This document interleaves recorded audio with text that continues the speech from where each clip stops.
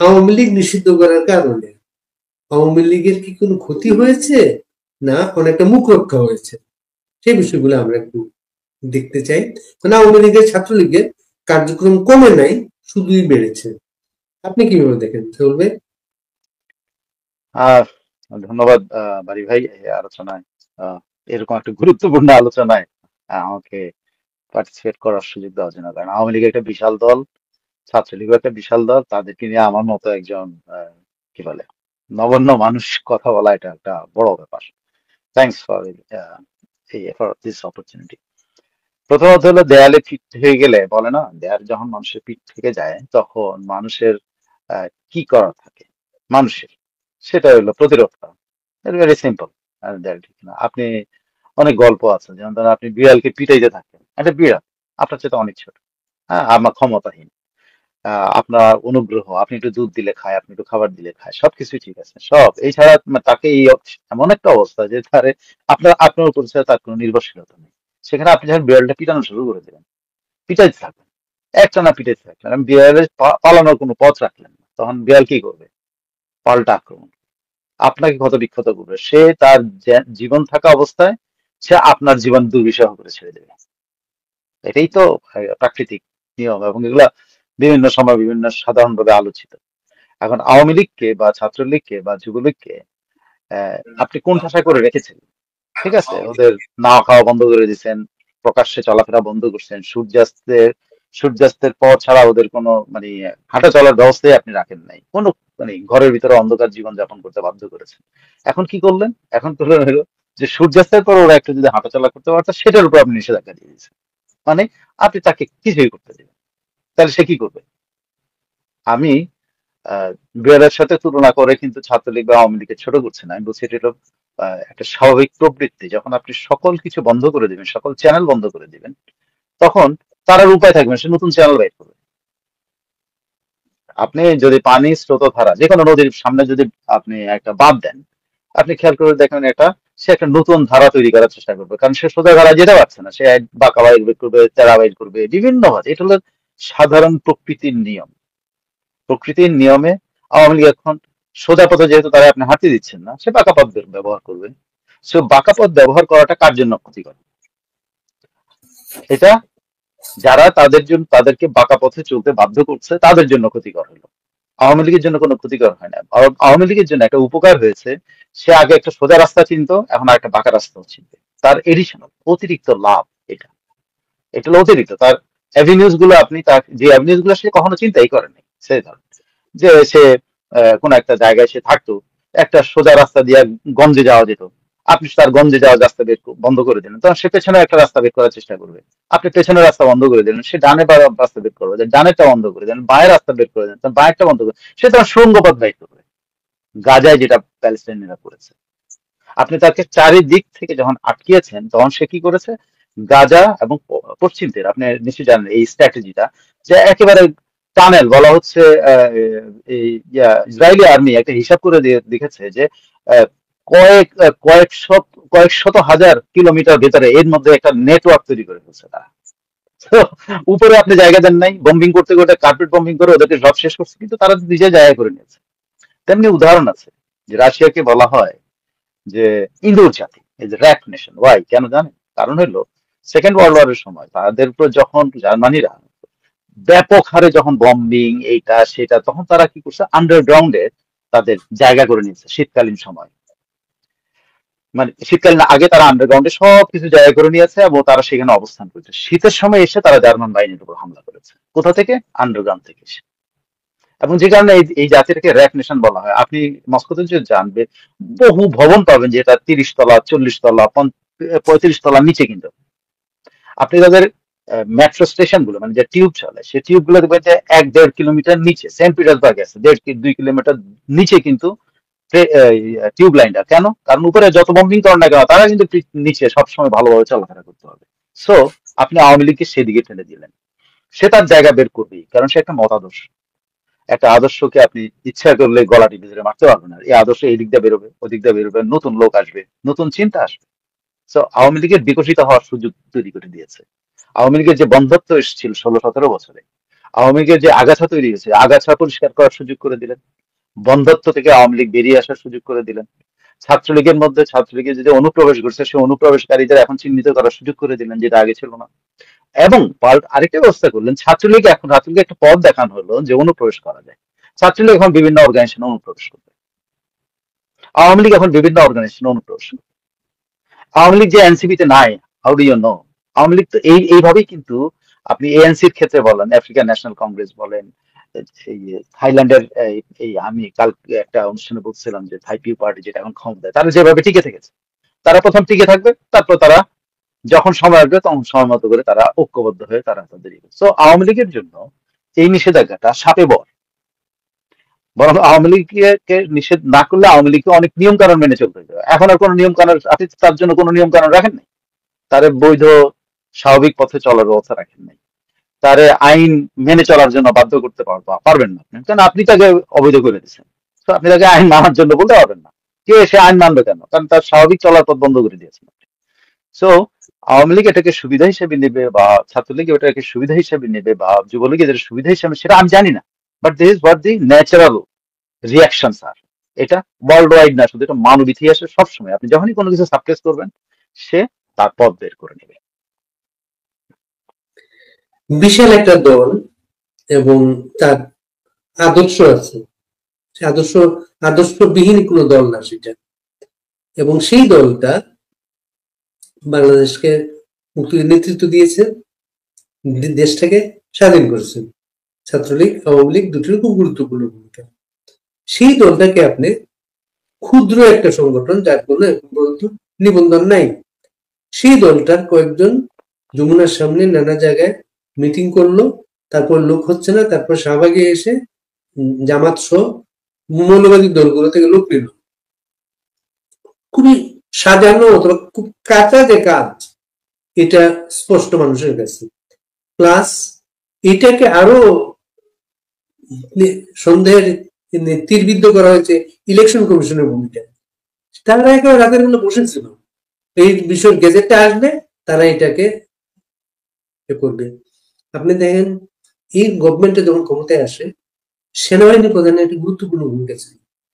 ক্যান্টনমেন্টে উনি সবাইকে ডেকে বসিয়ে সরকারটার ফর্ম করা হয়, এবং সেনাবাহিনী প্রধান বলেছিলেন প্রথম বক্তব্যে ডিসেম্বরের মধ্যে বাংলাদেশে সবাইকে নিয়ে একটা নির্বাচন, এবং ইলেকশন কমিশনের মাধ্যমে আপনি একটা বিপক্ষ অবস্থান নিলেন যে তুমি সেনাবাহিনী, তো তোমার কথাবার্তা পাত্তা দেয় না। কোথায় আসলে দেশের সামগ্রিক চিত্রটা কোথায় গিয়ে যাচ্ছে আপনি কি বলেন? ওয়েল, আমি তো বাড়ি ভাই ভবিষ্যৎ বলতে পারবো না। ভবিষ্যৎ হলো আসলে এখনকার অ্যাক্টররা কি কাজ করছেন, এবং যেসব অ্যাক্টর, এখন অ্যাক্টররা তো ধরেন সে ফাউন্ডেশনাল অ্যাক্টর হলো তিনটা বা চারটা। সেটা যদি আপনি তখনকার সময় বৈষম্য বিরোধী আন্দোলন সেটা বলেন, এটা ছিল একটা ফাউন্ডেশন, মানে ছাত্র নেতৃত্ব একটা ফাউন্ডেশন। দ্বিতীয় ফাউন্ডেশনটা যদি আপনি ধরেন, সেটা হলো যে সেনাবাহিনী তখন ক্ষমতা নিতে পারতো, কিন্তু তারা ক্ষমতা না নিয়ে তারা ক্ষমতাকে তাদের তাদের সহায়তা, তাদের সাহায্য সহযোগিতা দিয়ে একটা সরকার গঠনের সহায়তা করছে। তো সেটা একটা আহ, কি বলে স্তম্ভ। যদি আপনি সেনাবাহিনীকে একটা স্তম্ভ, বৈষম্য বিরোধীদের একটা স্তম্ভ মনে করেন, প্লাস ইন্টারন্যাশনাল সাপোর্ট যেটাকে বলেন, যে আন্তর্জাতিক প্লেয়ারদের যে সাপোর্ট, এটা হলো তৃতীয় স্তম্ভ। আর এই যে তিনটা স্তম্ভ মিলে যে অবস্থানটা তৈরি হয়েছিল, যে শক্তিশালী একটা কি বলে ওদের ছাত্র আন্দোলনের আহ, ফসল হিসেবে যে সরকারটা গঠিত হলো, সেটার মধ্যে আপনি দেখেন এখন তো একটা বড় ধরনের ঝামেলা চলছে। ঝামেলার মধ্যে প্রথমত হইলো যে ছাত্রদের নেতাদের এখন তো তারা তাদের নিজস্ব শক্তি বলে কিছু নাই। হ্যাঁ, আপনি আওয়ামী লীগ নিষিদ্ধের আন্দোলনেই দেখলেন যে জামাত শিবিরকে তাদের ডেকে আনতে হয়েছে, এবং সেখানে আপনি যদি সেই সমাবেশের দিকে তাকান, সারা দুনিয়াতে কিন্তু ইসলামিস্ট বলে কথা বলছে, যে ইসলামিস্টরা এসে এই যমুনার সামনে দাঁড়িয়েছে, ওটা করছে, সেটা করছে, অনেক কিছু করেছে। তো এটা যদি আপনি ছাত্র নেতৃত্বের বা ছাত্রদের সংগঠনের যদি দুর্বলতা ধরেন, তাহলে একটা স্তম্ভ কিন্তু এখন নড়বড়ে ছাত্র এবং সরি, মাঝখানে কথা হচ্ছে, আমি কিছু বুঝতে পারতেছি না। হ্যালো? না, আপনি বলুন, সমস্যা হচ্ছে না। না, ওই মাঝখানে কথা কি যেন একটা আসলো। হ্যাঁ, তো না, ঠিক আছে, আপনি হ্যাঁ, দ্বিতীয় স্তম্ভ হলো সেনাবাহিনী যদি ধরেন, যারা এই ক্ষমতার পিছনে সবচেয়ে বড় মানে কি বলে ভ্যানগার্ড হিসাবে ব্যবহৃত হচ্ছে, বা ভ্যানগার্ড হিসেবে তারা নিজেদেরকে উপস্থাপন করেছে, সে সেনাবাহিনী। তো আপনি প্রকাশ্যে দেখতে পাচ্ছেন যে সেনাবাহিনী এবং সরকারের মধ্যে একটা বিরোধ গত সোয়া মাস ধরে চলছে। সেনাপ্রধানের সাথে অলমোস্ট এক ধরনের মুখ দেখা দেখি বন্ধ হয়েছে। তো এই ধরনের একটা সিচুয়েশন যেখানে দুটো স্তম্ভই দুর্বল। এখন একটা আছে আন্তর্জাতিক, কিন্তু আপনি আপনি জানেন কিনা জানি না, সেটা হলো যে ইউনূস সাহেবের সর্বশেষ একটা বড় কূটনৈতিক সেটব্যাক হয়েছে। সেই সেটব্যাকটা হলো রোম। রোমে আপনি যদি তার এই যে অল অফ সাডেন উনি ডিসিশন নিলেন রোমে যাবেন, পোপের সন্তুষ্ট বন্ধু, পোপ ওনার ব্যক্তিগত বন্ধু ছিলেন, তার অবশ্যই উনি যাবেন সেটা, কিন্তু সেটাকে যেভাবে কূটনৈতিক ভাবে ব্যবহার করার চেষ্টা করা হয়েছিল সেটা মাঠে মারা গেছে। একমাত্র আইসল্যান্ডের প্রেসিডেন্ট বা প্রাইম মিনিস্টার একজন ওনাকে এসে ছোট ভাইয়ের মতো বা বড় ভাইয়ের মতো এসে জড়ায় ধরে আদর যত্ন করা ছাড়া, আর বাইডেন প্রশাসনের সাবেক কিছু কর্মকর্তার সাথে হই হুল্লা করা ছাড়া, হাত ঝাঁকাঝাঁকি করা ছাড়া ওনার আর কোনো ডিপ্লোম্যাটিক অ্যাচিভমেন্ট কিন্তু এর মধ্যে নাই। আপনি রোমের এই ঘটনাটা তাকে কিন্তু একটা বড়, তার জন্য একটা বড় ধাক্কা, যে অন্যান্য কোনো বড় বড় ইউরোপিয়ান যারা তাকে সমর্থন দেন, যারা তার নোবেল পুরস্কারের জন্য প্রথম আসতে, যে মানে প্রথম বাংলাদেশ আমার শেষ বাংলাদেশের মতো, আসতেও নোবেল, যাইতেও নোবেল, মাঝখান দিয়েও নোবেল, সব জায়গায় নোবেলের যে একটা চিত্র ছিল, সেটা কিন্তু আলফ্রেড নোবেল সাহেব এটা নিশ্চিত করতে পারেন না ইউনুস সাহেবের জন্য পোপের। এটা হলো নোবেল ওয়ালাদের কিন্তু ওই সমাগমটা কিন্তু নোবেল ওয়ালাদের সমাগম বলতে পারেন। ওইটা কিন্তু নন নোবেলদের সমাগম না। সেই নোবেল ওয়ালাদের সমাগমের মধ্যে আলফ্রেড নোবেল সাহেব তার এই শান্তির দূতকে কিন্তু ভালো জায়গায় রাখতে পারেন নাই। ইনি ওখানে অলমোস্ট ধরেন সবাই ওনার বেশিরভাগ নেতারাই উনি অনেক চেষ্টা করছেন সবার সাথে হাতাহাতি করার জন্য। আমি এটাকে ওনার হ্যান্ডশেক বলি না, হাতাহাতি বলি। উনি যেভাবে মানে হাত পা ছোড়েন তাতে, এবং যেভাবে ওনার কি বলে দাঁত বিকশিত করে যেভাবে উনি যে কোনো মানুষের দিকে ছুটে যান, তো তাতে ওনার হাতাহাতি ছাড়া কিছু নেই। এই হাতাহাতিতেও উনি সফল হন। তো সর্বশেষ কূটনীতির যে জায়গা, সে ব্যর্থ হয়েছে। আরেকটা জায়গা দেখেন, উনি ওইখান থেকে আমরা এই যে সামনে যে ওশেন সামিট যেটা যে হচ্ছে ফ্রান্সে, ওশেন সামিটটা হচ্ছে, সেখানে অনেক দেশের লোকেরা আসবে, অনেক দেশের নেতারা আসবে সেখানে। উনি হোস্ট দেশেরই প্রধানের সাথে এখন পর্যন্ত টিল ডেট, এখন পর্যন্ত হোস্ট দেশের প্রধানের সাথে সাক্ষাতের সময় পান নাই। হোস্ট দেশের পক্ষ থেকে বলে দেওয়া হয়েছে যে তাদের সময় নেই, তারা এত নেতারা আসবেন, তাদের অগ্রাধিকার অন্য, ইউনূস সাহেব না। তার মানে নোবেল সাহেব এই জায়গাও তাকে আর হেল্প করতে পারছে না। তার শান্তি পুরস্কার ওনাকে যে বর্ম দিয়েছিল, সে বর্মের মধ্যে কিন্তু আঘাত পড়ছে, রোমে আঘাত পড়েছে, এই সামনে ওশেন সম্মেলনে আঘাত পড়তে যাচ্ছে। তার মানে উনি আস্তে আস্তে কিন্তু যেভাবে নিজেকে মানে মনে করতেন কোন একটা জায়গায় গেলে সাধারণ হয় না, দেখেন একজন জনপ্রিয় ব্যক্তি যখন কোথাও যায় চারিদিক থেকে মানুষের তাকে ঘিরে ধরে, তার কুশল জানতে চায়, তার পরামর্শ নিতে চায়, তার পরামর্শ দিতে চায়, তার কল্যাণ কামনা করে, তার অনেক কিছু করে। সেই জায়গা থেকে কিন্তু উনি আস্তে আস্তে কিন্তু সরে আসছেন। ওনার কিন্তু এই জায়গাগুলো এই একই রকম ঘটনা ঘটেছিল অং সান সুচির ক্ষেত্রে। অং সান সুচি যেখানে যেত, বিশ্বের তাবৎ নেতৃবৃন্দ তাকে মনে করতে হচ্ছে তাদের একটা তারা পারলে তাকে হাতের মধ্যে তুলে নিয়ে নাচতো। সে অং সান সুচি যখন রোহিঙ্গাদের উপর অত্যাচার করে, বা আর বার্মাতে বা মায়ানমারের ভেতরে যখন গণতন্ত্রকামী মানুষদের উপরে বা তার বিপক্ষ শক্তির উপরে যখন অত্যাচার নির্যাতন চালানো শুরু করেন, তখন আন্তর্জাতিক বিশ্ব কিন্তু তার দিক থেকে মুখ ফিরিয়ে নেওয়া শুরু করেছিল। এবং সেই মুখ ফিরিয়ে নেওয়ার পরিণতিতেই কিন্তু ওনাকে ক্ষমতাচ্যুত করা হয় এবং জেলে ঢুকানো হয়। দেখেন আন্তর্জাতিক বিশ্ব যে যারা তাকে কাঁধে তুলে ক্ষমতায় নিয়েছিল বা তাকে কাঁধে তুলে লালন পালন করেছে, তার জন্য তিনি, তার কিছু হইলেই আন্তর্জাতিক বিশ্বের প্রধানরা এই বিবৃতি দেখে শুরু করে মানে সব ধরনের সবকিছু করতেন। আজকে কি সূচির জন্য কেউ একটা স্টেটমেন্ট দেয় না? কারণটা কি? কারণ হলো আপনাকে যখন একটা সুযোগ দেওয়া হয়, সেই সুযোগটা যেন আপনি অপব্যবহার করেন। এবং আপনি যখন আহ, হয়তো অনেকের অনেক উদ্দেশ্য থাকে, সেই উদ্দেশ্য সাধন হলে তার স্বাদ থাকে না, কিন্তু তারপরে তো বেশিরভাগ মানুষ তো ওয়েল উইশার। ইউরোপের বেশিরভাগ কান্ট্রি কিন্তু ইউনুস সাহেবের ওয়েল উইশার, আর দে না। তার ইউরোপিয়ান ইউনিয়ন তো তার পক্ষে কোনো একটা কথা বলছে না। ইউরোপের কোনো দেশ এখন তার পক্ষে একটা লাইন বলে না। কারণটা কি? কারণ হলো তার কর্মকাণ্ড তাকে এই জায়গা থেকে সরিয়ে দিচ্ছে। অং সান সুচির যে পরিণতি হয়েছিল, ইউনূস সাহেব যদি সতর্ক না হন, তারও একই পরিণতি হতে বাধ্য। এবং আমার মনে হচ্ছে যে উনি রাষ্ট্রের যে দুইটা স্তম্ভ দিয়ে উনি ক্ষমতায় ছিলেন, সেই দুইটা স্তম্ভই কিন্তু এখন একটা হলো নিজেই নড়বড়ে হয়ে গেছে, আরেকটা হলো দূরে সরে গেছে। তো ওনার সমর্থনের যে এক টাইম আরেকটা জায়গা যেটা আছে, সেটা হলো মৌলবাদী শক্তি। And এই মৌলবাদী শক্তি ওনাকে কতক্ষণ রাখতে পারেন, এই ইসলামিক শক্তি ওনাকে কতদিন ক্ষমতা রাখতে, এবং ইসলামিক শক্তির কাঁধে ভর করে যদি উনি কিছু করতে চান, তখন আন্তর্জাতিক বিশ্ব তার দিকে কিভাবে তাকাবে, এটা কি সূচির পরিণতি তার হয় কিনা, সেটাই এখন আমার আমার কাছে হয়তো এটা আমার বাড়াবাড়ি হয়ে যাচ্ছে এখনই এই কথাগুলি বলার জন্য। কিন্তু আপনি খেয়াল করে থাকেন সূচির যে পরিণতি, যেভাবে সূচি তার এই পরিণতি এখনকার পরিণতি দিয়ে গেছেন, ইউনূস সাহেব কিন্তু আস্তে আস্তে সেদিকেই যাচ্ছে। বিএনপি একটা স্ট্যান্ড নিয়ে ফেলেছে এই সরকারের ব্যাপারে, এটা বিভিন্ন স্পষ্ট। সেটা ডাস্টবিন তারা তৈরি করেছে, ছবিতে তারাও কিন্তু জুতো মারছে। আর বিএনপির স্ট্যান্ড নেওয়ার পর আপনি খেয়াল করবেন জামাতও কিন্তু ওই রকম তেল তেলে উজ্জ্বল ভাবে জামাত নাই কিন্তু এখন। আর দেশে এটা গুজবের দেশ, এটা সারাক্ষণ লোকজন জিজ্ঞেস করে ভাই সেনাবাহিনী কি করতেছে, সেনাবাহিনী আজকে রাষ্ট্রপতির সাথে তাদের বৈঠকটা নিয়ে ভীষণ গুজব চলতেছে, বলতেছে জরুরি অবস্থার কথা। জরুরি অবস্থা তো রাষ্ট্রপতি কি প্রধান উপদেষ্টার অফিসের প্রাইম মিনিস্টার অফিস, যেটা প্রধান ওইখানকার সুপারিশ ছাড়া কি রাষ্ট্রপতি জরুরি অবস্থা দিতে পারেন? না, প্রশ্ন দিতে পারেন কিনা সেটা কিন্তু বড় ধরনের, এইটা আপনি একটা বিশাল জিনিস, এটা একটা মানে তাত্ত্বিক আলোচনার ব্যাপার। কারণ এই সরকারের ভিত্তি কিসের উপর, সেটার উপরে যেই সুপ্রিম কোর্টের সুপারিশ বলে এই সরকার ক্ষমতায় আছে, সেটা একটা বড় ব্যাখ্যার প্রয়োজন আছে। সো রাষ্ট্রপতি মোটেও দায়বদ্ধ না যে ইয়ার কাছে থেকে সুপারিশ লাগবে।